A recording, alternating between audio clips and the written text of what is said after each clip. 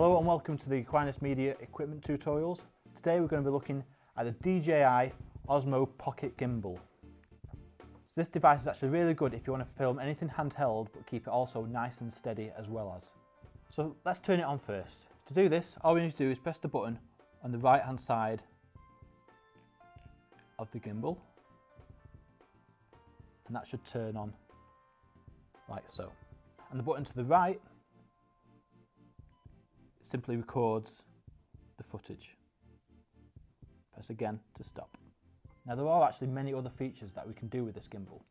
For example, if we triple click the right hand side button, it pans the camera 180 to the other side, almost like a selfie mode. Press it again to go back again.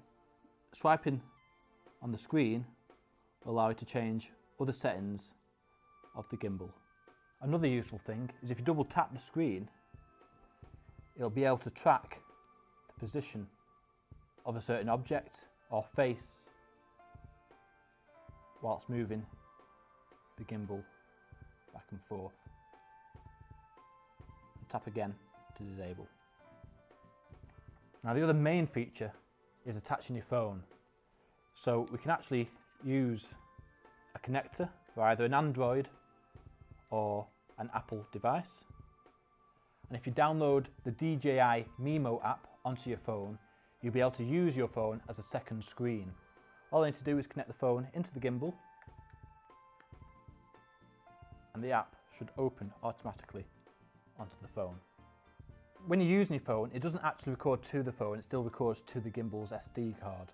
So any footage that you take off, just make sure it comes from the micro SD card in the gimbal. So in terms of actually using the device, my advice would be to experiment a bit before you use it for the first time, just so you know all the ins and outs of how the device works.